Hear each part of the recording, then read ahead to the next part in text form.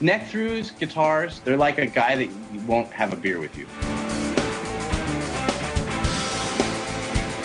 I want to hear what's pushing the notes.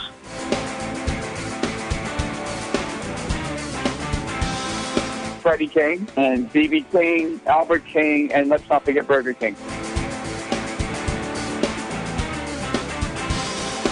I don't want to blow my knuckle out. Stainless steel is the work of the devil. These go to 11.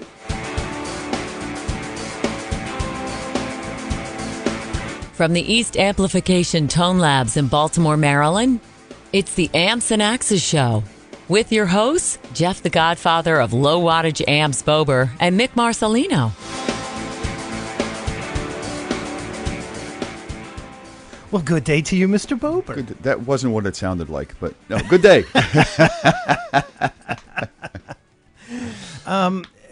Once again. Thank you. Yes. I beat you to it. The fans have just answered. That's it.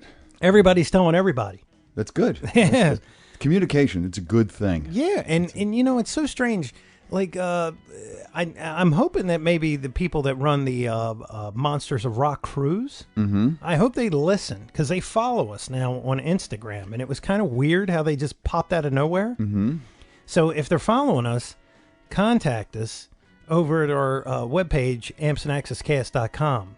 Matter of fact, there's a couple people on there that if you guys want to contact us, just contact us through that page. Yes. And give me a day, and I'll get back to you, and maybe we can set something up, have a little conversation. That would be very nice. Yeah, because that Monsters of Rock cruise is pretty cool. You know, it's a lot of 80s bands and stuff, you know, a lot of, but, you know, guys that can play. Oh, you know? Well, you've been on it, right? You've been on one of those. No, I went to the Rock Legends cruise. Oh, okay. Yeah, okay. a little bit different. Okay. Yeah, the Monsters of Rock cruise is definitely like, you know, it would be like Motley Crue type bands. Okay, a little heavier. Yeah, you know, for that time. Right, yeah. right. But, you know, speaking of good guitar players, we can't leave out our buddy. Jason Sudeikis. That's right. That's right, Mr. Quicklick. Oh, man, does he do it well. And even when he's drunk. well, not drunk, but buzzed. Just mildly buzzed. As we all get sometimes. That was quite funny. Sometimes that's when I play the best, and I just got to figure out how to get it from there to remembering it the next day. You know, I should probably do this new thing called recording. Yeah. I should just probably record it. You know, we got this really fancy, nice little thing in front of us here that you just acquired. The Mac Air. You now have made it to the Mac world. It's a scary place. It's a scary place, man. You know, you got to teach me the navigation, man. Oh, it's no problem. Otherwise I'm going to beach it. With our with our cool H6 Zoom product, you can go crazy now. You got everything. Yeah, and I need everything. There's one more piece to the puzzle, and then I'm going to be able to start doing some a new co-host. Good night, everybody. Yeah, it's going to be a digital co-host. Yeah, I want to start doing some amp demo stuff, and there's one more piece of the puzzle I have to get, and I think we're going to be really good. So yeah, that's cool. Yeah, it's all going to be good. That's cool. Yeah. So thank you. Yes, thank you. And when you do see the old ampsandaccesscast.com, make sure you click through that Amazon banner. Look, Christmas is right around the corner. Oh God, don't rush. You know, I mean, it really is. But before Christmas, buy your Halloween costume out on Amazon. That's right. That's right. You know, and when you do, click through the banner. You go out there, we get a little thing, and then that's how we all love. Let's keep Christmas. Okay, first buy your Thanksgiving turkey through Amazon or something. I don't know, but I'm having a hard time giving up summer. I'm with you. I got a hard time giving up summer, man. Yeah, me too. I do. Yeah, I don't even know. I don't even want to talk about it. Anyway, so once again, I was browsing the internet. I do that a lot, and. Like we talked last time. We're not going there. Last time, like we talked, I have not hit every website. And what I found is on Premier Guitar, and it looks like a lot of the guitar magazine websites are sponsoring this guy. This guy invented a fusion guitar. Fusion guitar, I see this. This thing's pretty cool. Wow. So the demo, you can see it out on YouTube. It's out on YouTube. Okay. And it's probably just Google Fusion Guitar or something. You can find it, I'm sure. Yeah, and what they're doing is they're running a Kickstart type campaign. Mm-hmm. It's Indiegogo. Okay. Yeah, and what it does, it's a Fusion Guitar iPhone integration amp and speakers. So it's got this what looks like some type of plastic or polymer body, and on the top side of the guitar, if you're holding the guitar normal in a right-handed fashion, Okay. there's 2 speakers facing outward towards your audience, and then there's one on the top part that's facing upwards. Okay. And they're like 3 inches. Okay. And there's a 20-watt amplifier inside this thing. There's a pack of batteries inside of it that are rechargeable, obviously. They say you can go about 12 hours on a charge. And Wow, it'll that's pretty recharge your iPhone. Your iPhone actually plugs into the top of this docks thing. Yes, into the docks top. into it. It'll take a 5 or it'll take a 6. Okay. And with Amplitude or whatever, Amp Farm or whatever app that they support, I think it supports all of them. Okay. You play and you hear yourself. Through all the so amp models and effects and everything in whatever everybody else does too. app you have. Yes. And that if can be a you- good or bad thing, but Yeah. hey, at least we have the ability. It's headless. It has like a little tiny stainless steel loop at the top, but it's not, there's no...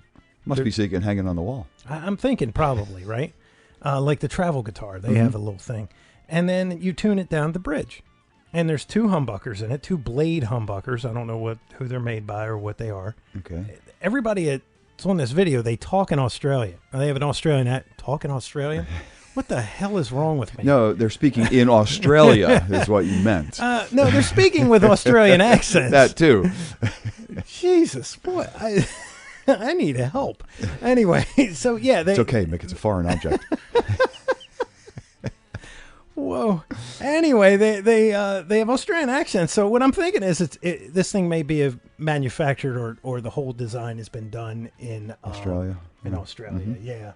So, it looks cool, and being that you can plug your phone in and run, all these apps and things like that, you can record into the you can get phone. You can get an 8-track recorder. You can record. They have a thing where a guy's using a looper. There's a looper app. Wow. I mean, I guess eventually, Jeff, you'll be designing iPhone things. Yeah. As you shake your head, no. At that point, I will be just simply enjoying them. Well, I'm going to keep doing what I do until I'm forced to just enjoy what else is out there. Exactly. So it looks like it comes in red, blue, white, and black. The chili red, electric blue, ice white, and of course, blackery. Blackery. I must get a blue one to match East. Yeah, there you go. And there's a bunch of stuff. Oh, actually, with your guitar connected to the web, you can share your latest tunes to SoundCloud, AirDrop, iMessage, Dropbox, Google Drive, and OneDrive, and more. Because remember, your phone is connected, so if you hook it through the Wi-Fi, then you can even go a step further. It's phone connected, man. I'm just trying to think how the potential for abuse that this has. Yeah, I'm looking at all the stuff. It's got humbuckers, high output. There's 7.8K and 15.6K ohm humbuckers. Whoa. Lithium-ion battery, 11.1 volts, high capacity, 3,200 milliamps per hour. Is that what it's MAPH or something? No, it's just MAH. Milliamps per hour, yes. Okay. Yeah. It's sometimes And slash H. that plays for 12 hours and recharges in just over an hour. Wow. Battery technology is like It's gone crazy. Thank you, Elon Musk. Yes. It's got and you know what? Even if you don't play guitar, it's a damn cool phone charger. Yeah, it is. And they're saying that this whole thing's going to be for less than $500. What? Yeah. Yeah, Wow. that's what they're saying. The whole package for under for under $500. And it's the docking station at the top is interchangeable, and they say they're going to have newer versions of the docking station for newer versions of phones. Like like Android and things like that. I mean, that would be kind of selfish of them to slight everybody. Right. You know, but it's pretty cool. I'm looking at it. You know, So does the phone lay down in top of it? I mean, is it as deep as your phone? Yeah. Can you imagine how deep this thing has to be for like the big 6? The iPhone 6 Plus? 6 Plus. Yeah. No, I don't think it supports that one. I think that. I mean, that is a true acoustic guitar depth at that point. That is a big. I mean, wow. A 6 is big. Yeah. But it's not the big. I'm 6 Plus. It's not the 6 Plus. It's just a 6. But it's 6 is big, man. Oh yeah, 6 is big. Yeah. And the docking station, the adapter for the 5s, of course, it's the same size. It just the inside of the dock is smaller. Mm-hmm. Okay. Yeah, so it's pretty cool. You can see some. They got a thing here. You can see some little live video there. Our listeners can't, but you can. Yeah, it snaps into the top, and that's got to be a 5. That's not even a 6. That I'm looking at in this video, and that's a 5. Yeah. So what? The one thing I'll do is I'll take the YouTube video and I'll put it on the page with the show. Pretty interesting. Just so everybody can kind of see it. But like I said, it's not out yet. It's still in their, they're still trying to get funding. Right. So we may never see this. They got $260,000 for their goal. I don't know what the goal is. I don't even know. Maybe we'll have the guys on. Maybe we'll talk to them. Yeah, we'll Skype to Australia. That's right. Well, we've Skyped one of us is going to be doing it in the wee hours. It's Australia. Well, I forgot. Yeah, because at noon here, it's midnight there. Right. And then vice versa. So we'd have to, forget it. I'm not even going to try to do that math. So if they want to wake up at 5 a.m., we're good. We're golden. Because I'm not doing an interview at 5 a.m. No. So it's pretty cool. Like I said, it's different. Technology. It's like, you really have to have an imaginative mind to connect the guitar and the phone in such a way. I mean, it's been done before. Years ago when they first came out with all the apps for the phone, and you could just plug. Oh, like the amplitude, right, and the Apogee device. You get the adapter. You plug your guitar into the phone and everything. Now you're just plugging a phone into the guitar. Right, backwards.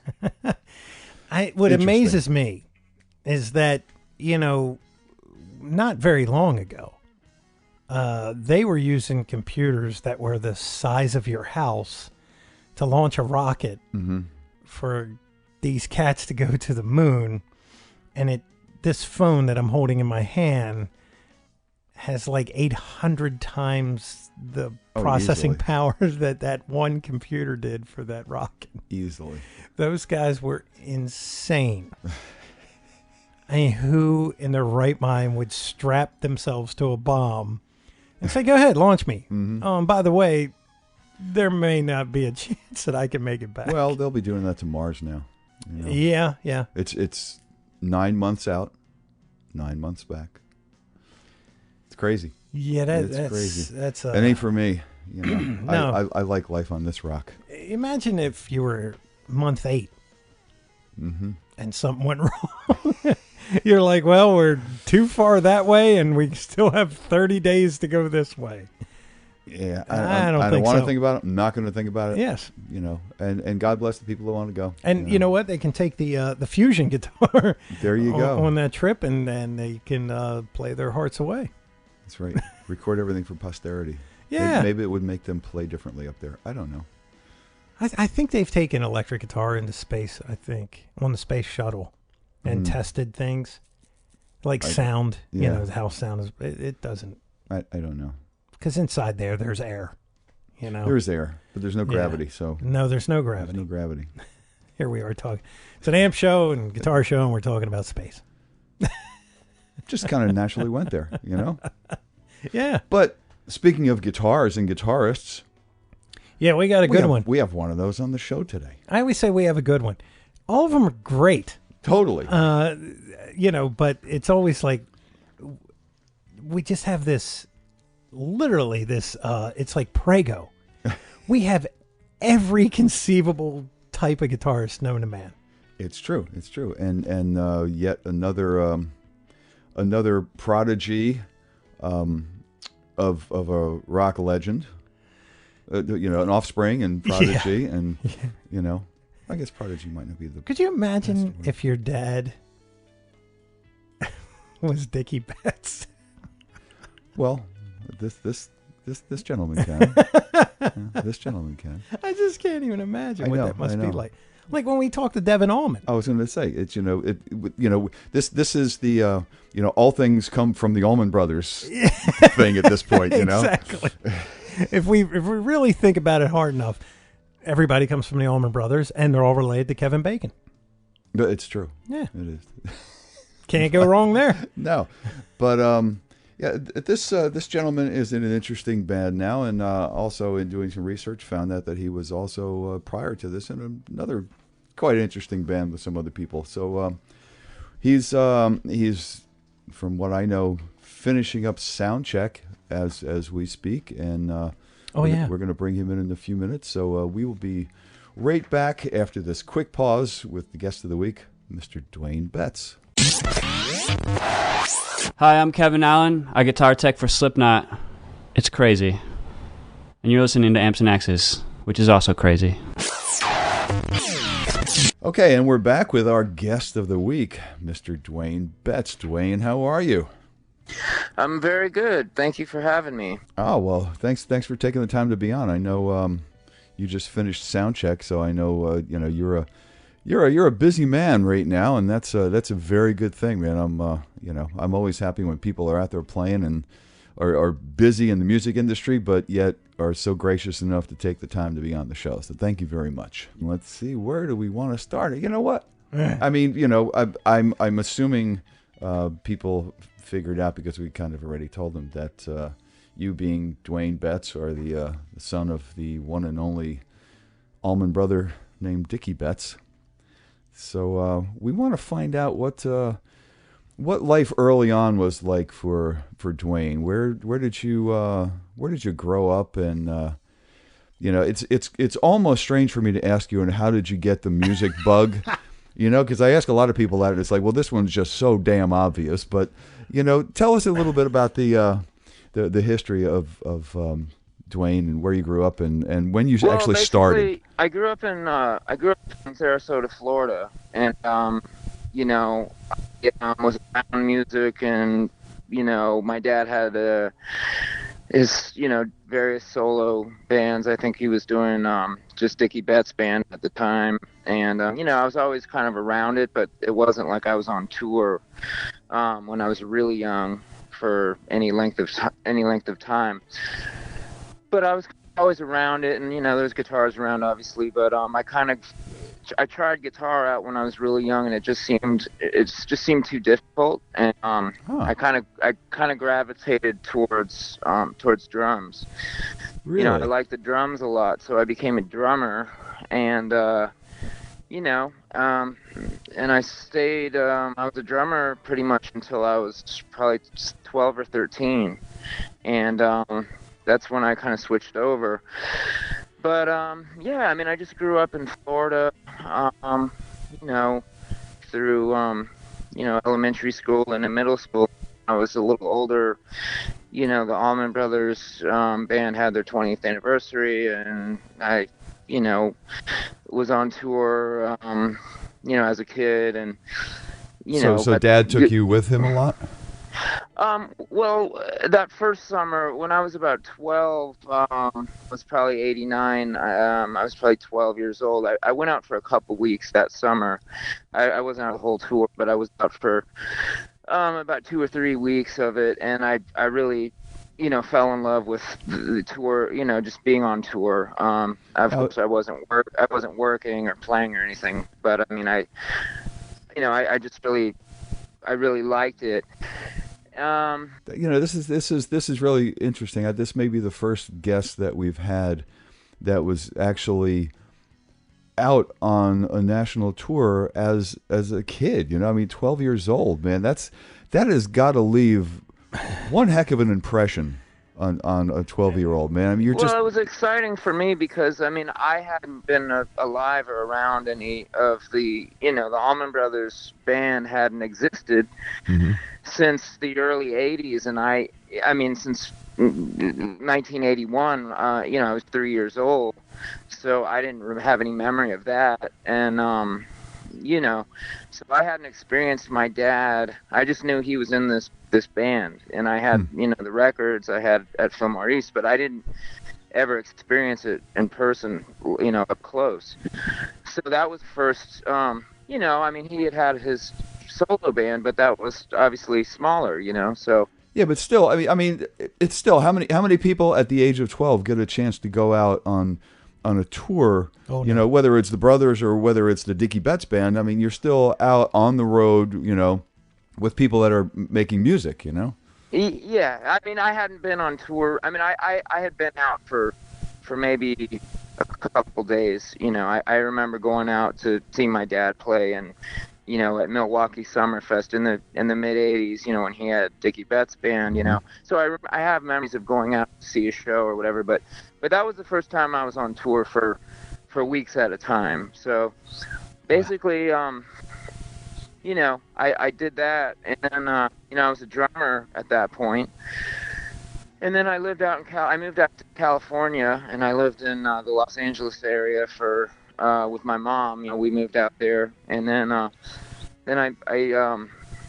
moved back to be with my dad for those years. And I was kind of when I found out that I was going to go back on tour, I was ecstatic about it. And I kind of, he kind of presented it like, well, I want you to come stay with me, and by the way, you're gonna, we're gonna get you a tutor, and you're gonna come on tour the whole time. And I was, that was it for me. I already really was in love with being on tour. I loved it, so I had no problem with moving back, Yeah. So so then from then on, I basically was around it like all the time, and I basically was listening to my dad and Warren Haynes play every night as far as the guitar players. And obviously I was listening to the other guys too, that play other instruments, but as far as guitar players, obviously my father and Warren were the guitar players. So around that time, I had my when I would be home, I'd jam with friends, and I was still playing drums. And then finally, we'd take breaks, and I'd pick up a guitar, and I kind of started noticing I was making progress, and it was coming to me a little more easily. And slowly but surely, I just, what, I like this now, and I think I can do this. And then I switched instruments basically to guitar. There's a whole lot less to carry. Yeah. And a lot of guitarists were drummers to start out with. I found. And we have had that quite a few times on the show, and I've always thought that it makes you a better guitar player because you wind up with a better sense of rhythm. Yeah, you got a metronome. Yeah, you just definitely. Yeah, I think it shows and shows itself, and I think it's definitely of benefit to play any other instrument. But drums, obviously, is if you can play drums, if you have an ability to play one instrument, you could probably. I think there's a great potential that you can utilize that in another instrument just as well. Yeah, for sure. Put the time in. And I usually ask people at this point, well, do you remember what your first rig was, your first guitar and your first amp? But even before that, do you remember your first drum kit? I do. I was kind of a makeshift drum, kind of like leftover drums. I know I had a big floor tom as a bass, as a kick drum. Oh, wow. I know that. My dad basically hand-picked it and put it together from kind of scraps, at the warehouse. I know, if I'm not mistaken, I think it's just some of the stuff that was not being used at the warehouse, where his band was rehearsing, Mm-hmm. And so kind of like a put-together thing. It wasn't like a brand new, out-of-the-shop, like, kit, But yeah, that was my first. That's pretty cool. Drum kit. And there was a guitar around. I I had a little guitar. I don't know what it was. But I remember the guitar that I was, would pick up and try to, when I decided I didn't want to bother with it because it was too hard. I think he had gotten me a little red acoustic guitar of some kind. I don't know what it was, but yeah, the drums. I got pretty good at the drums. Good enough to sit in with the band. Obviously I didn't have to carry the whole weight of the band because the brothers have always had two drummers, so I just could do, but I was good enough to get up there and play, so I did that a few times, when I must have been like, I must have been really young, like 13, 14 maybe. And then that was with your dad's band? No, that was with the Allman Brothers. Oh, that was with the brothers. Okay. Yeah. Wow. Yeah, on drums. And then I started sitting in on guitar. So at that point, were there 3 drummers on stage, or did someone... No, at that point, there were just... at that point, well, in 91, it switched to... They acquired Mark Quinones, I believe, in maybe the summer of 91, around there. The percussionist... So yeah, then it became a 2 conventional like kit, drummers and a percussionist, if you want to call that 3 drummers. So when you sat in, whose kit did you sit in on? I sat on JMO's kit. JMO's? Just because JMO's, he's kind of like really easygoing about it. He's kind of like, he'll just get up off of his kit in the middle of the song and start adjusting his cymbal stands. And if it's not I think he does that when it might be the time, in a specific song when it may be okay to do that. Like, I don't think he just does it randomly, but like if you've ever seen him, he'll just get up and just start like, adjusting his stuff around and quit playing. So yeah, I'm sure he knows when he can take a break. Yeah, Butch is kind of the guy to hold down, and JMO kind of colors around, so it would make sense. I think it was Southbound that I played, and it was, not to diminish it, it's a big deal, but, I was just a kid up there that was good enough to hold the beat, and, I could play, but it wouldn't have been... If there wasn't that other drummer up there, I don't think, it would have been, I don't think I could have, held the whole thing up by myself quite yet. But that's the beauty of having 2 drummers, Oh, absolutely. Absolutely. So, and now you don't have to hold the whole band up because you changed instruments. Yeah. So, yeah. What was, were you able at some point, you said your dad bought you like a red acoustic guitar or something like that. Were you able to play some of his gear as well at some point? Well, I just remember playing a guitar. I don't remember him buying it. I don't know what it was. I was really young at that time when I just remember picking up the guitar.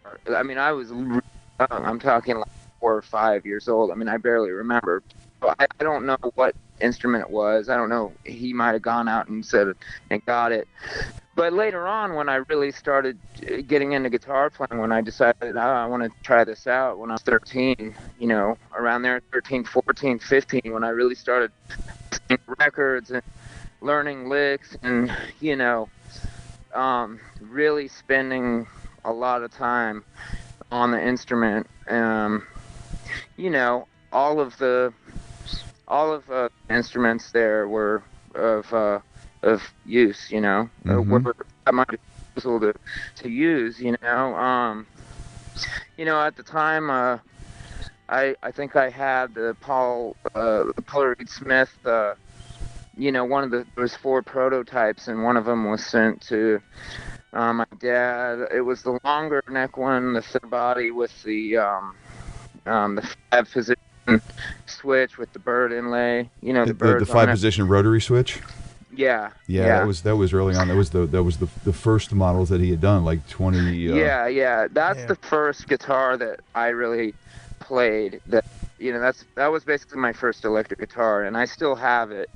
Oh. Then I switched over to the McCarty model, one of them that they had given my dad, and actually the one that he played.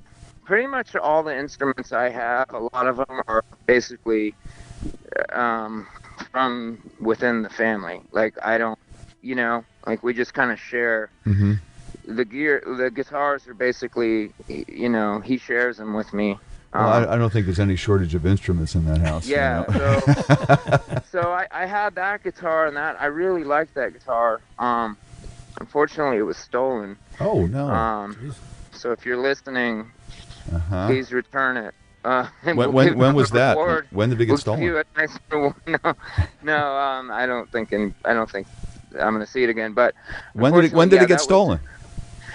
It was stolen. This was probably around 2000. I mean, I was probably 21 years old when it was stolen, and it was partially my fault. I'm not going to go into the story, but okay. Yeah, that guitar was really nice, and then so that's basically what I played until I switched to Gibson,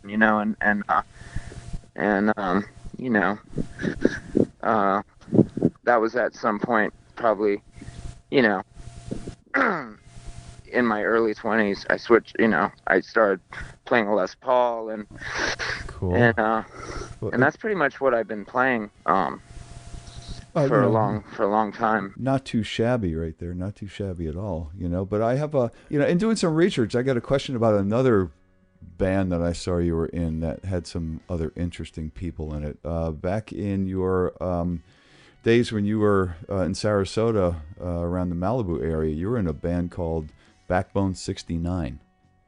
Yeah, the band was it was Backbone, and then we had Chris was born in 69, and we had to change the name, so he just put that on the end of it, and we probably should have just changed the name of the band at that point, but anyway, that was kind of my first real band. I'd been in a band before that, actually, with Barry Oakley Jr. and Waylon Krieger, who, his father's Robbie Krieger. And they were in a band together called Bloodline, which love that band.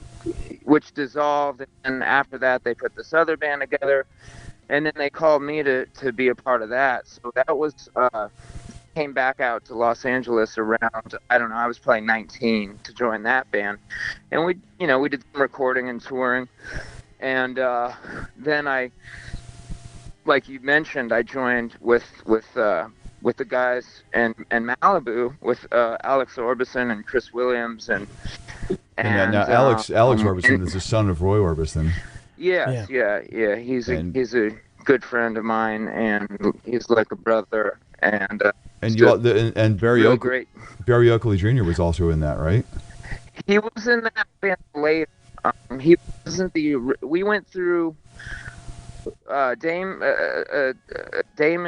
Webb was the bass player before Barry, and then we made a change and brought Barry into it, and that was a really good band. We did a lot of cool stuff.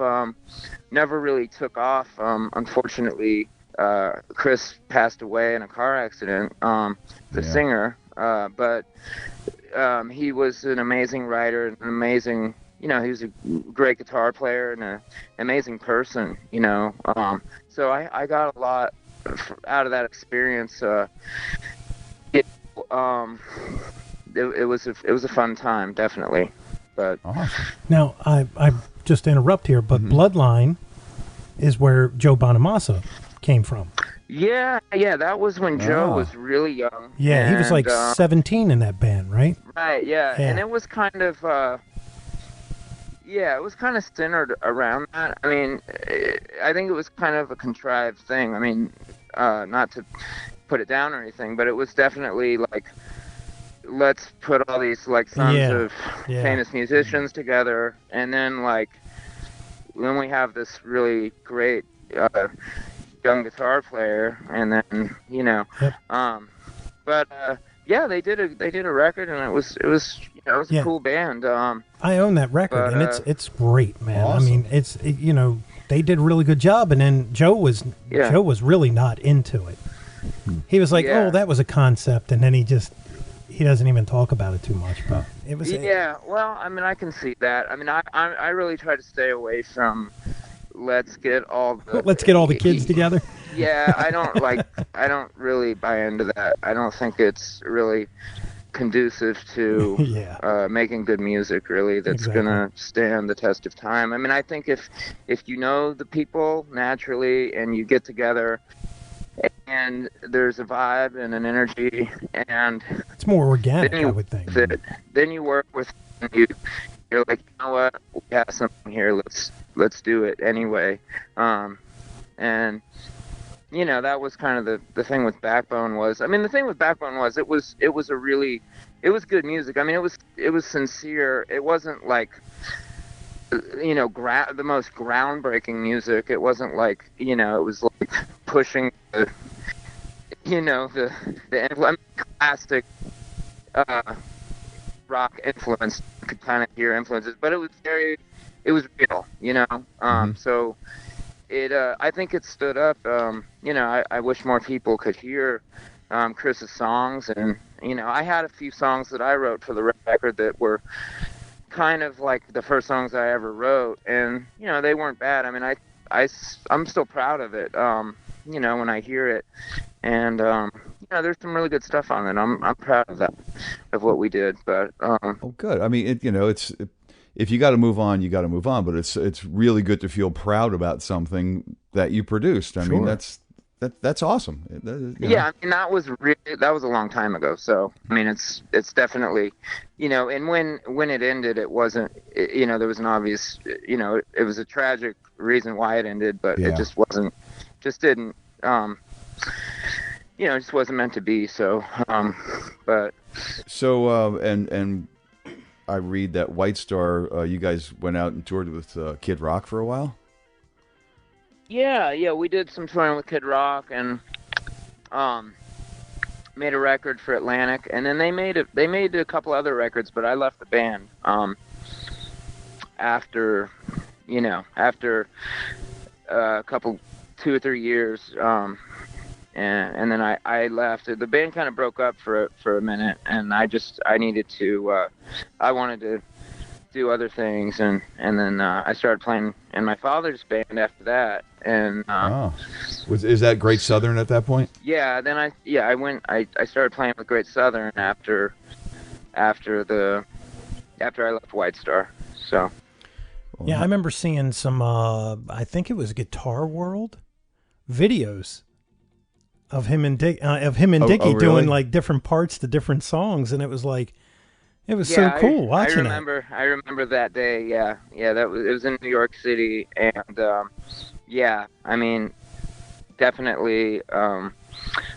I didn't really think. I was just like, okay, whatever. And now it's like people tell me all the time, like, hey, man, I like that video of you and your dad doing this. And it was pretty neat. That's cool. I have to look it up. I haven't seen it. Yeah, I mean, there's definitely, that song is definitely, when you play that song, you really want to try your best to do it justice, and to just do the best you can, What song was it that you were playing? I think we were showing how to play In Memory of Elizabeth Reed. Oh, wow. Which is, obviously the instrumental that was, that was on the Fillmore East, and I think originally it was on the Idlewild South originally. But played it probably hundreds of times myself when it came out.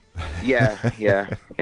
That, I mean, the whole Fillmore album. Absolutely, yeah. I mean, that's a record that I remember listening to that when I was probably in second grade, along with, when I got into, Led Zeppelin and maybe, a few classic. I mean, obviously there was a reason why the record was around, obviously, but, there's always a few bands that you remember getting into? I mean, as far as contemporary music, I mean, the music I was into at the time was, I mean, I remember being into, you know, Run DMC and Van Halen and the Beastie Boys. I mean, I was kind of into rap, and I was into, you know, some of the more harder rock stuff. And of course, some of the real, like, classic rock, you know, like Pink Floyd, you know, Led Zeppelin, The Doors, you know, bands like this, you know. Was your dad also into that stuff at that time? I'm curious to, like Floyd, and, you know, I'm curious to what he's in. No, he had nothing. No, he didn't. He wasn't listening to Run DMC at the time. No. Ironically, we did do a tour in 2008. He was asked by Kid Rock to do the Rock and Roll Revival tour, and since I kind of knew Kid Rock from opening up for him with White Star from years earlier, and my dad obviously needed somebody to do the harmony parts to, you know, to his songs, and, you know, I obviously knew them, so I actually joined him on stage for, I think it was 30 dates, but and so it would be like he would, you know, we would come up in the middle of Kid Rock's show and do, you know, 3 of my dad's songs, you know, with Kid Rock. It wasn't an opening spot, you know. But the point I'm making is, ironically, so Rev Run was on those shows too. So it would be actually Run DMC songs, then my dad, you know, Allman Brothers or Dickie Betts songs, however you want to look at it, and then obviously Kid Rock songs. But wow, that's a bizarre combination. Yeah, I mean, it's a perfect combination for. I mean, that's kind of Kid Rock's deal, you know. I mean, he loves old hip hop, you know, and he loves old country music, and he loves his Bob Seger, and he likes it all. He likes a lot of different types of music and puts them all together. So it's pretty cool. I was curious as to, you know, what your dad was listening to back then. I really didn't know what his kind of influences were. You know, it was so funny because I talked to him on stage one day years ago when they were playing here in town. Yeah. And we briefly spoke for a second about Derek Trucks, and Derek had just put out this fantastic album, and I said, man, I love Derek's new album. He said, you know, I wish he'd get away from playing all that crazy stuff. He's just so good when he plays blues. And I'm thinking to myself, this is like world music. It's so out of, you know, it's so out of the box from everything else. Said something like that, and you know, we all have. You know, maybe our little things that maybe, you know, maybe my favorite, you know, maybe some of my favorite players, I'd wish they'd, you know, I love what they do, but I'd wish maybe they do this or that. But yeah, that's what makes Derek unique, you know, is that he has that flavor. Oh, yeah. You know, I mean, a number of things make him unique, not just that, but yeah, I mean, I could see my dad, I could see him saying something like that, but That's what made me wonder, like, is he just strictly a dyed-in-the-wool blues guy and didn't have any other influences? Well, I know what he's saying, and yeah, I mean, it's neither here nor there. Right. No, I was just curious. You know, if you knew that he was into, like, you know, maybe blues and Segovia or something. I mean, you know, something on the other side. You sneak in the room and he's got a Metallica album going on. There you go. See. I mean, no, he likes it all. I mean, he likes. You know, I just think that what he was doing was giving Derek a compliment, saying that he's so good at just playing that pure style that maybe and this was probably what, like 10 years ago. I mean, this was probably a long time ago too. So it could have been that long ago. Damn near. In other words, what I'm saying is, I think if he, I don't think he would have that critique if he listened to Tedeschi Trucks Band. He would not, you know, and in fact he has listened to Tedeschi Trucks Band because he played with him, but. Mm-hmm. But yeah, I know what you're saying. Back when he was doing Derek Trucks band and some of those records were more influenced by that, by the world music thing and stuff. Yeah, I could see him. You know, it was just pretty funny. It's like I was just enjoying the hell out of this album. He's going like, he plays blues better than that. You know, it's like, wow. No, absolutely. Yeah, that sounds like something he might say. But I know he has the utmost. I mean, he obviously has the utmost respect for Derek. Obviously. Oh, I'm sure. You know. So where did it go from White Star? I mean, did you go from White Star kind of into Dawes, or was there a point in between? Well, Dawes, I just started playing with those guys. I just started jamming with them, and then they just were like, yeah, they just asked me, well, do you want to come play with us this summer? And so that's more of a recent thing. Oh yeah. But I've known them for a long time. No, I was mainly playing. I was playing with my dad. I played with. I did some stuff. I did a few one-offs. Actually, I'm friends with some of the guys from the the rock band Puddle of Mud, which really? is kind of funny. Yeah, I'm pretty good friends with Doug, the bass player, or I guess he's not in the band now. Anyway, so he asked me to play a solo on a song, and then that turned into, well, do you want to sit in with us? And I jammed with him a couple times at a couple gigs, and then I did a couple of actual gigs with him, and that was fun. But I kind of just stayed with, working with my dad for those years, and kind of waited for the next thing to happen. I kind of didn't know what, because I was living in Florida, and I didn't know what the next thing was going to be. And then I started singing, and that kind of, that kind of changed my outlook. I started doing like little demos and stuff, and so then I moved back to California, and I started doing my own stuff, and doing just doing gigs around the LA area and up in the Bay Area and stuff. Solo gigs? And well, I had a project with one of the other guys from my dad's from Great Southern, Pedro Revo, who plays bass in the band. He's an amazing musician and a multi-instrumentalist. But me and him kind of had a project going called Brethren of the Coast, and he'd do his songs and I'd do my songs, and it was kind of like, when we started it, I had never sang more than like one or two songs in a night, it was very new to me, and so I kind of did that and built up a little bit of confidence. And then, last summer we opened up the West Coast leg for Great Southern, and that was kind of,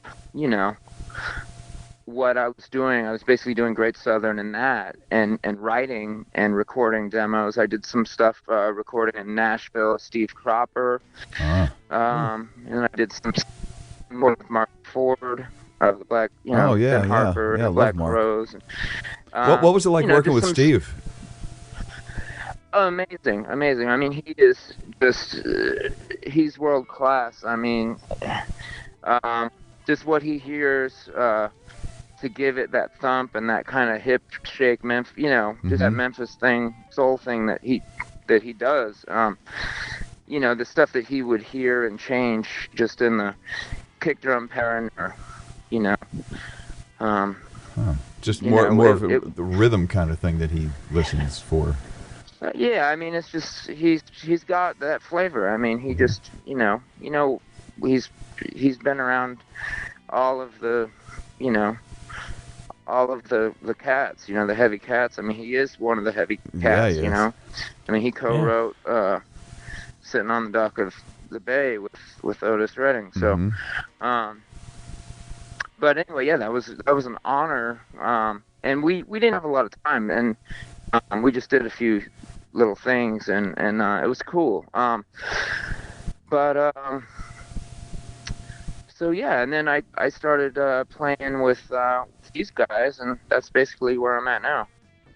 When you, we like to talk a little bit about gear too, but when you're, when you're out with like, let's start with like Great Southern, or even if you remember before that what you were playing, what were your rigs like? I'm sure you said, you could use your dad's guitars and things, but amp wise, what have you played and gravitated towards? Well, they have the Allman Brothers. They always have a guest amp set up. Back then, it was one of the Marshalls. I think it was probably I'm not sure if it was a 50 or 100 watt plexi, but it was, it was probably a 100 watt, maybe a 50 watt plexi through, 412 cabinet of some kind. But I remember, I remember what it sounded like, and it sounded great. Whatever that amp was that they had, I can remember it like it was like yesterday, how the amp felt and responded, and yeah. So that's what, what I'd use for, when I was a kid and I'd sit in.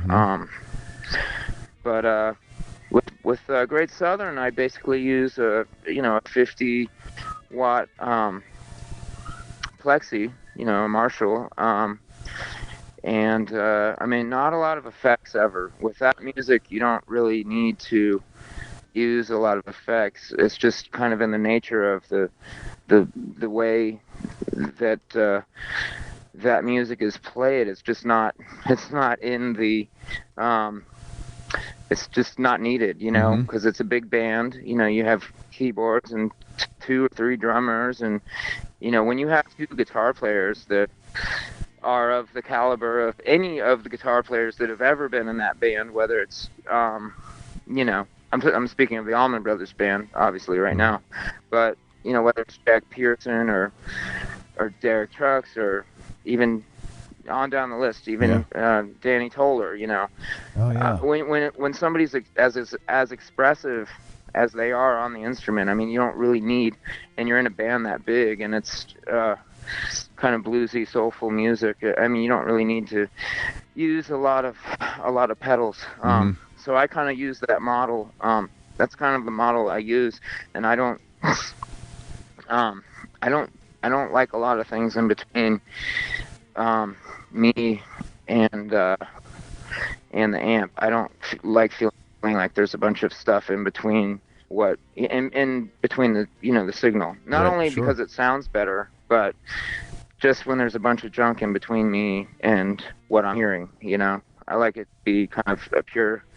Well, that's great if you can do it, because the more you can do that, the more I believe you've mastered your instrument, and and the amp, because the amp is an instrument too, and your fingers know what to tell it to do. Between that and the volume control, if you can do that, you're pretty damn good.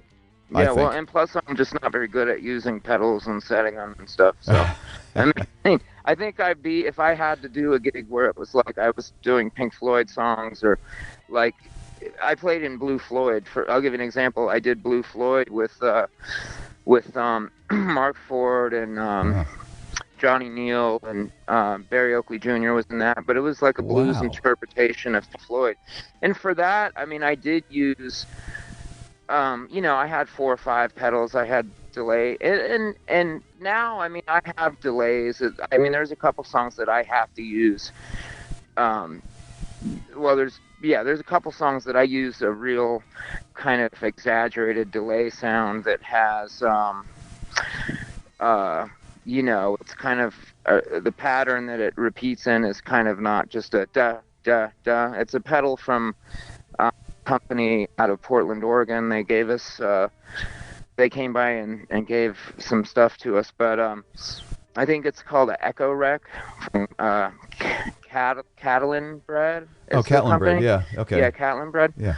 I use that, and it's just for, I'll use it on one song that it's just it's imperative that I use it. It's an integral part of the song, I would assume. Yeah. And that's about all I use it for. And then I'll have another delay that I'll kind of mess with during the show. I'll either, there's a couple things where I'll use a slap, and then there's a there's you know, for some stuff I'll just make it a little longer, and get kind of a washier thing. But and I'll use that a little bit, and then I'm just, you know, I'm playing through a super reverb, you know, which is a pretty clean amp. I mean, I do have the tube taken out of the first channel, the non-reverb channel, so that it's not taking any of the power away, you know. Right. That kind of beefs the second channel a little bit. Yeah, that's what Derek. Well, the amp was given to me from Derek. It was a gift from Derek. Oh, wow.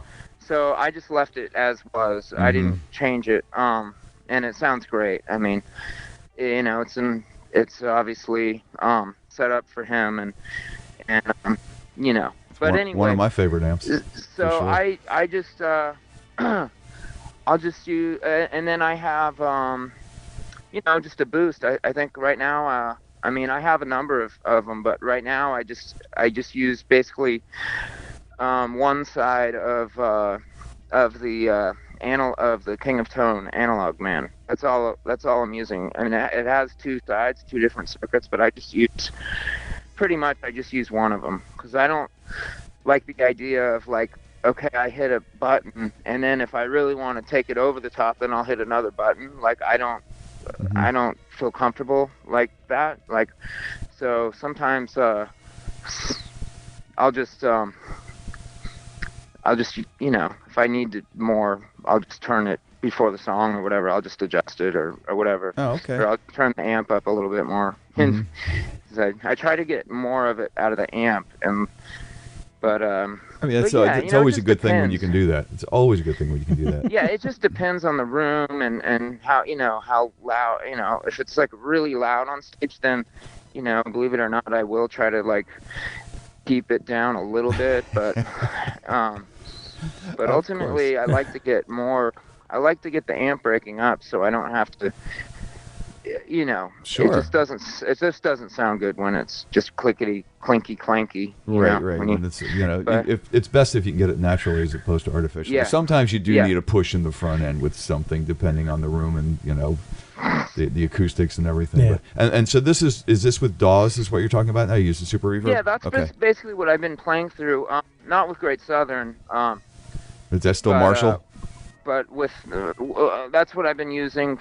Just if I've been doing anything in local stuff, or, you know, that's the amp I was using locally. And since I started playing with Dawes, I just was like, okay, well, I'll bring that out, and it's worked beautifully. What guitar? What have you gravitated towards? I'm mainly playing the Gold Top now, which is actually the prototype of my father's signature model. Oh, wow. It's one that he played for, you know, over the last 12 or 14, 15 years. He's probably played it maybe 6 of those years. Like, you know, he would switch up, you know, maybe play this guitar, and then go back to, but he would go back to that one a lot. Cool. And so that's the one I'm playing right now. And it sounds great. I mean, it has a real distinct sound. You know, you can almost hear like the piece of wood, you know. But it has remained stock. It's the stock prototype for his signature. Yeah. Cool. Yeah. Do you top wrap the strings? Do I what? Top wrap the strings, come over top of the stop tail? Some guys put them right through the holes up onto the bridge, and other guys come around the top of the stop tail. I think it's done the straight through. However the normal way is. I mean, okay. is it normal to just go straight through? Yes. Or is it that's how they are. Some guys do it to get more length to the string and to take some of that angle break off of there. Yeah, take the break angle off. Yeah. Behind. Yeah. You know. No, I haven't never done that. You know, I top wrap because I think it changes the feel a little bit. It just makes it a little bit easier. You know, and it does take the break angle off of the string behind the bridge. So it's well, not. Maybe I'll try it. I don't know. I'll look at it after I get off the phone. I'll look at it. For all I know, it's maybe it's been like that the whole time, and I just haven't known it. It could be. You never know. See, when you come over the top, it allows you to. And we've had people that have challenged this thing too, but nobody's business, right? But it also allows you to just screw the stop tail straight down to the guitar. Yeah. And instead of the screws sticking up, you can just ram it straight down to the body, and you get maybe a little more string transfer that way. Okay. So that's interesting. Yeah. And some guys like it one way, some guys like it the other way. To be honest with you, I don't know a lot about guitars and stuff. I mean, I kind of think it's funny. I'm interested in it, and but I just know what sounds good, and just know how to play. Yeah, I mean that's been a lot of my customers over the decades. It's like I really don't know enough about it. I said, you know enough to play it. You know what you like. You know what sounds good. Yeah, no, I would like to learn more to where I can work on them and get it the way It's definitely something that I'm interested in. I'm not disinterested in it, but yeah, no. And in all honesty, I just I don't have any. I'm not embarrassed by it. It's just kind of funny to me that I don't really know. As much, but obviously you've had more time. You've been doing other things. Yeah, and then I'm using. I have an old Strat that that I am playing on a couple things. But Taylor, the other guitar player, plays Fender, and I don't. So my thing is kind of, to bring in to kind of complement that and have a different sound. So, not that it doesn't sound great for both of us to play Fender on some songs, but right now I'm using it pretty sparingly. But I have it's a pretty nice old Strat. I believe it's a 1957. Really? Yeah, and it's has the hard tail piece, and yeah, and that's also that's one that my father acquired in the 90s. I think he found that and got it, and I was like, hey, I need to use that. And so, but I don't know if 57. I don't know if I'd have said yes to that one. It's like, son, it is a 57. Yeah, well, he can trust me. I mean, I'm not. I'm sure you're completely trustworthy. It's just sometimes you can't trust the road. Absolutely, yeah. And I've that's horrible sometimes. I've had it out, and I wanted to bring it out, and but. I don't know if, I don't know. I might not bring it out next time. I might just be like, you know what? But I just hate not using it. There's both sides of it. There's like, well, it doesn't need to be out here. But at the same time, I don't want to, I like having it there to where I can just grab it and be like, wow, this thing sounds great. And I can play it, and I'm using it, No guitar gets better by sitting in the case. They only get better if you play them. Yeah, and our guys take good care of the stuff, and no one knows, Yeah. Like, now, it's not like it's sitting out. Right. Now I have a question. The SG that was given to your dad. You mean the brother to brother? Yeah. Model? Yeah, I think that was actually a replica of. I think it was the opposite. I think it's what my dad gave to Duane. Oh. Yeah. I thought it went the other way, but okay. I might be mistaken but I'm pretty sure that I know I've heard that. But didn't but then it came back to your dad, right? I don't know. I don't know the whole story. I'm sure we could get to the bottom of it if we just look it up. Because Gibson made a reissue of it. Mm-hmm. No, I think he might be right because it was a retuning of a guitar for slide, right? I think, and he just went here, use this, right? And then he ended up taking the Bigsby off and bridge, they put a stop tail on it. And so all the holes were there and everything. Yeah. And I was wondering if I know that part of it. Yeah, that's why. Because when I first saw it, I was like, "Wow, that's interesting. What is that?" And then I figured out what it was, and I didn't realize, like, what are those holes? Like, why? Like, is that like supposed to look cool? Like they're making. I didn't realize it was like behind it. There's history in them holes, son. No. Yeah, I thought they were just trying to make it look like it had been messed with, know. No, no reason. It's the worst tremolo ever invented. That was one of those ones that you had to push down. Push away. Yeah. It was the sideways. Yeah, I played those. I mean, Derek was playing one of those for a while. Yeah. I don't know if he's still playing it, but I know last time I saw him, that's what he was playing. Derek's signature SG, right? Has the plate. But not the whammy system, not the tremolo system. Yeah, because that's they're the world's worst. Yeah, they're funny. They're funny. Yeah. But that's my cool. dad was playing one of those, and he had another master volume knob put in closer to his finger so he can do all of its volume swells and stuff with his finger. Oh, interesting. Yeah, I mean, for him, it just was like, just hard to do that, obviously. Yeah, it's in the wrong place on a Gibson, Oh, yeah. It's totally in the wrong place on a Gibson. Well, on the Les Paul, he can do it, but on the SG, for whatever reason, I mean, and plus it's just kind of clumsy. All the knobs are kind of really close together. Oh, yeah, it's horrible. And I mean, that's how they are. I want the guitar like the way it is. I don't care. I'll get used to it. I don't want to like change everything if that's how it's been forever.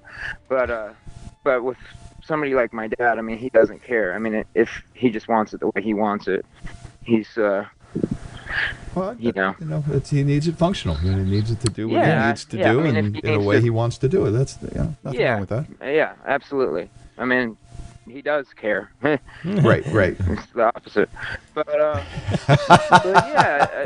yeah, I've never really played an SG. I mean, I love the way they sound, and I have obviously I've played them, but I've never, not for any extended period of time.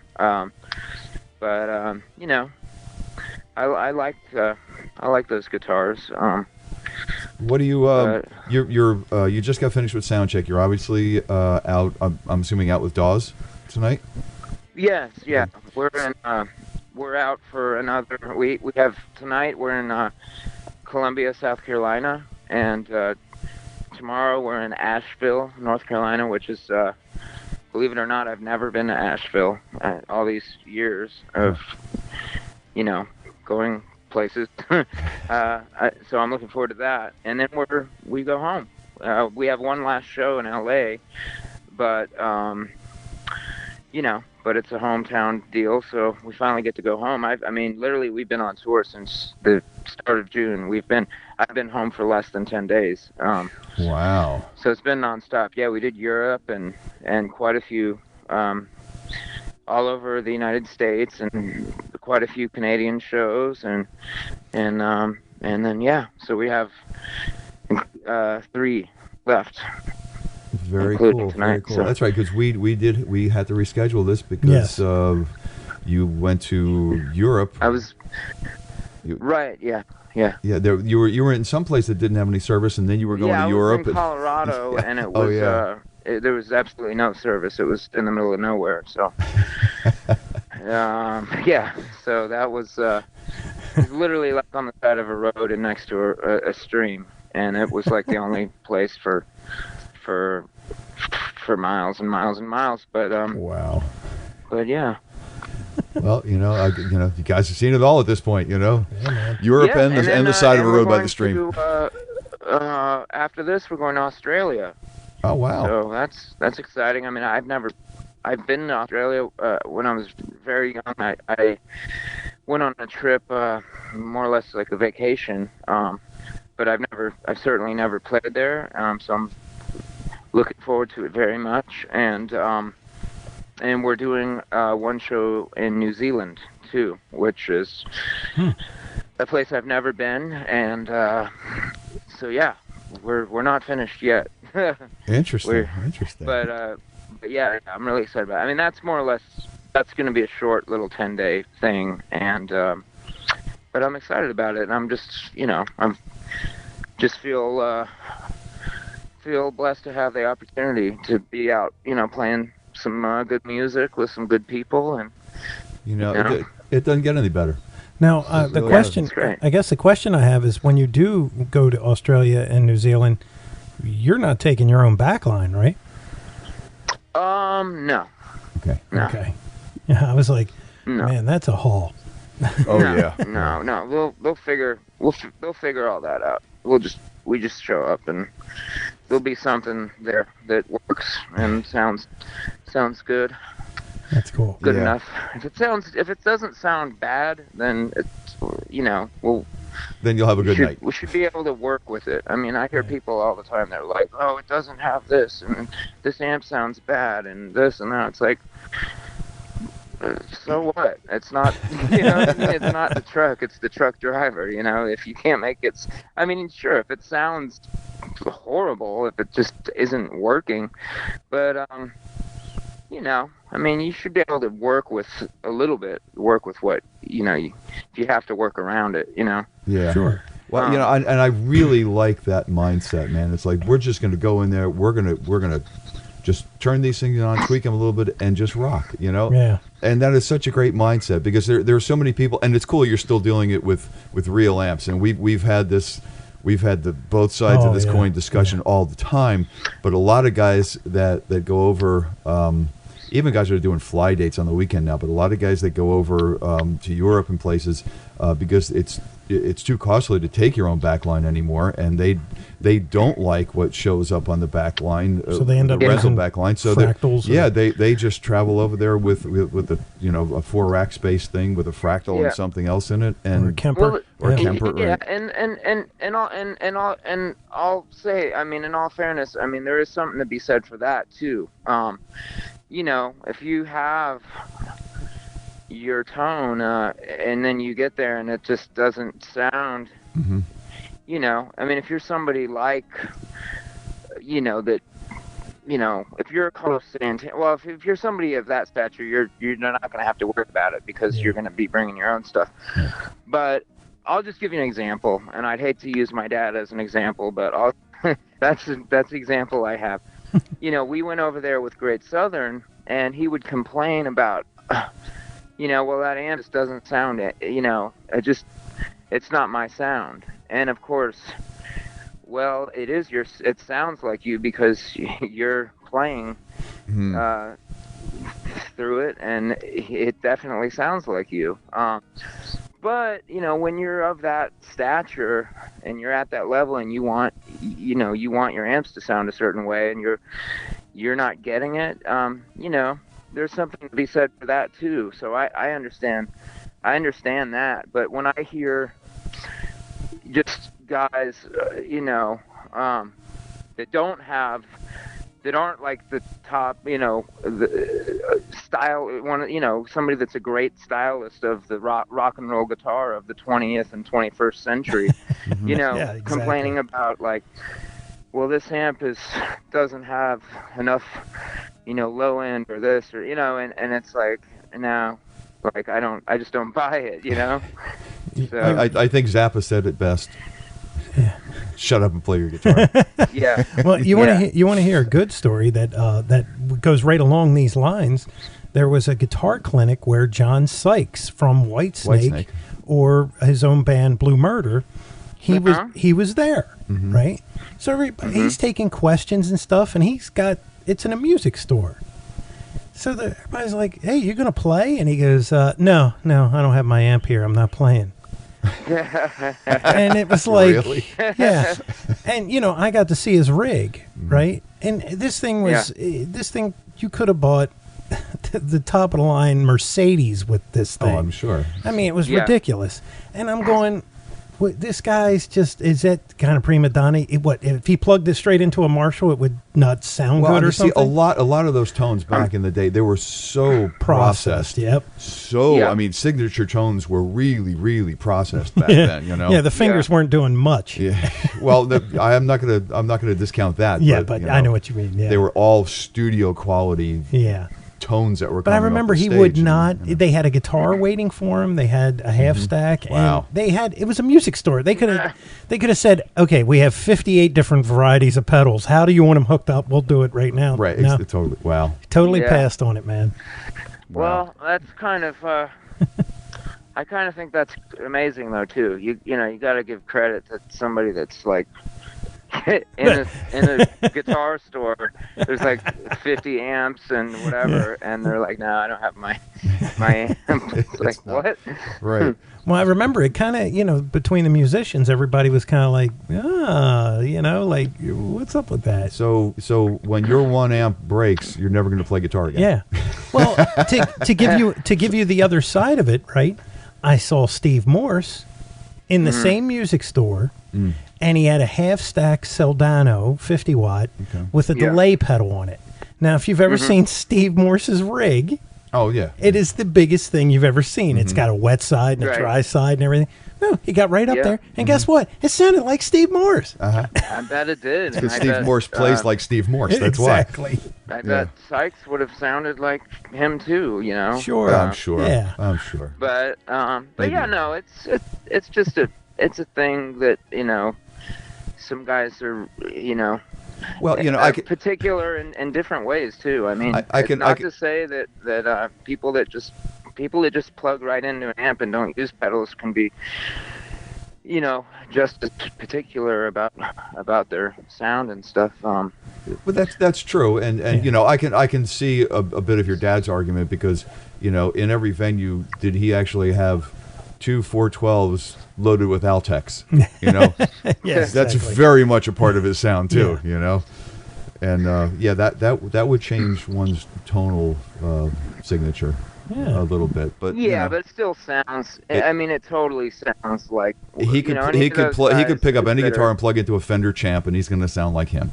It's going to sound like the attack, the vibrato, the melodic sense, phrasing, for sure. And that's what's great, and that's what that's what I like is I like all different types of guitar players and musicians, but I kind of gravitate more towards the players that have that vocal quality that maybe might like a singer, where you phrase and you take a breath and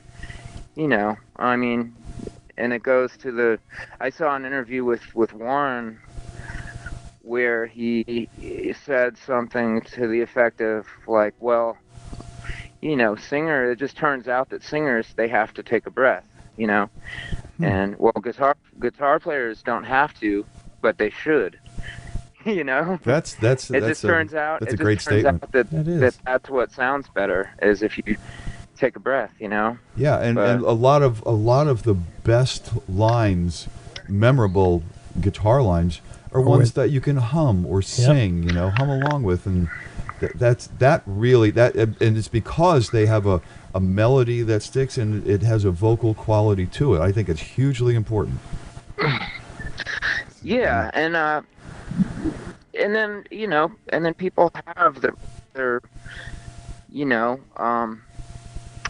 attack and their tone and their little nuances that really you can tell the difference. I remember when I was a little kid and I would listen to Live at the Fillmore, and for a while I couldn't tell.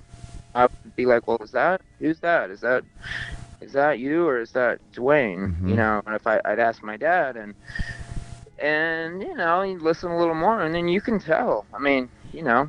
It does take some listening. It's pretty obvious, and that's the beauty of it is two different people playing, just the same guitar through basically the same amp. The amp's going to be set different and maybe it's a different wattage, but they sound so different. and they complement each other so well, and they both have the same characteristics, the same core characteristics, and at the core of it. And they're playing, but there's a beautiful marriage between the two styles, and that's kind of what you aim for when you're doing when you're playing guitar with another guitar player in the same band. You want it to really blend well together. And you want it to complement, absolutely. Yeah. And that's what I feel like what I'm doing with Taylor right now from Dawes is we're kind of we're doing something that's nice like that. I mean, not to compare it to not to compare it to what Duane and my dad did, but no, I mean it's nice, and it's fun to be a part of it, something that's musical and get to go out and have fun every night, and that's it, like I said, it doesn't get much better. It really doesn't. And Duane, I know you got to run and do other things. You just got to play tonight, but I hope you have the opportunity to do more and more of it, man, and just keep finding those great pairings and playing the guitar and making great music and enjoying it, man. I'm really looking forward to this next to 2016. I think I have some songs I've been sitting on for a while, and I really want to continue to play with everybody that I admire, but I really want to get my stuff out. Cool. Being that I just started singing, and in the past couple years, really, I feel like if I can just get something to where people can hear, some of my stuff, instead of they ask me like, well, where can I get your music? And I'm like, well, I have some, but it's not out. Like, I have demos, but I want to get it to the point where it's actually, you can get it. Here it is. Just go to this. But you go. But I feel like that's kind of that's what I'm going to be up to, that and continuing onward with this project, and we'll see where it takes us. Excellent. Well, let us know when your stuff comes out. We'll let people know. Love to hear it. And cool. If you're touring with your own thing, or if you're touring with Dawes, we'll keep an eye open if you hit the northeast part of the country. Absolutely. Where are you guys out again? Just outside of Baltimore. Oh, we just played there. We just played there at the Symphony Hall. We did as part of the Pulse series with the Baltimore Symphony Orchestra. Oh yeah. PRS thing. Yeah. Right. Yeah. Yeah, we just were there. Yeah. Had I known. Okay. Yeah. Yeah, that's right. Because you got the association with Paul and everything. With your dad. Was your dad there as well? Oh no, Okay. no. It was with Dawes. Right. Okay. Cool. So yeah. I didn't know if your dad was doing. My dad's in Florida, so yeah, he's not gonna fly up for the gig. Okay. but well, if you're back around, we'll keep an eye out and let us know when your new stuff comes out, man. And I hope you find some great people to make some great music with. Absolutely, man. Yeah, I'm looking forward to it, and and thanks for having me. Oh, it's all good, man. Thank you for taking the time. Yes, sir. Go grab a bite to eat and have a killer show this evening. Cool, man. Thank you, guys. All right. Take care. Have a great one. Bye-bye. And there you have the story. Yeah, man. Mr. Duane Betts, son of another legend. We had to ask. Oh, no. You know what I mean? Yeah. I was like, you can't not ask. Right. What's it like growing up in that house? Right. Of course. Oh, yeah, there's the guitar I gave Dwayne Allman. Yeah. Really? Who's that Dwayne? Was that Uncle Dwayne? Yeah. Uncle Dwayne. Yeah, I think I'm going to take this 57 Strat out and go play it. Yeah. Yeah. Oh, here's the guitar. Here's the gold top. Not the prototype, but the original one. I think you might be out with the proto. Yeah, but you know what I mean. Oh, yeah. It's like you're walking in that house. Hey, Dad, what's in this guitar case? Ah, that's the one I recorded at the Fillmore with. Right. Yeah. I haven't played that one in a while, but yeah. Why don't you take it out? Must be fun. It's got to be like a kid in a candy store, man. Go sit in with a Go sit in with a 50-watt Plexi Marshall, and it's like, I remember it sounded great. Yeah, I bet it did. I bet it did. Well, gonna have to break mine out one of these days again. Yeah. Nah, I might hurt myself. I don't know. But, I mean, sketchy audio aside, nice to have him on, and I'm glad he's been out there doing it, and, now out of, he's a kind of like a permalancer with Dawes, Yeah, yeah. It's so funny. And that's cool. I didn't know there was that many kids from that many artists that are playing music. You know? Yeah. But that like the All-Star Band thing. Yeah, that Bloodline band, if you ever get a chance and you can pick that album up, you won't be disappointed. Joe Bonamassa, it wasn't bluesy in the sense of like Joe Bonamassa today. Definitely different, but it was a good album altogether. But it was like every kid from every famous guy, except for Joe. His dad is he owned a music store in owned a upstate music New York, store. Yeah, that was it, and was his manager which for probably all the famous people came through. Yeah, so. So, definitely cool though. Yeah. And a lot of people have seen that video on Guitar World with him and his dad. Yeah, that one I'm gonna have to check out. Yeah, it's pretty neat. I was, like I said, we played that live album. I mean, literally, our band played it. I have the 96 kilohertz recording of that. Oh, really? On Blu-ray. Look at you. Yeah, what sucks about it is you got to play it through your home entertainment system, because I don't have a Blu-ray for a CD player to play through the one thing. Oh, okay. Yeah, and I wanted to talk about that, but I'll have to talk about that on next show, about reference monitors. I heard a really good interview about that, and I want to cover more on it. So maybe next time let me know. We'll talk about that. Sounds like a plan. Yeah. But so until then. Until next time, my friend. Well, there has to be, because now you want to talk again. I'm Mick Marcelino. I'm Jeff Bober. And we're always saying, onward.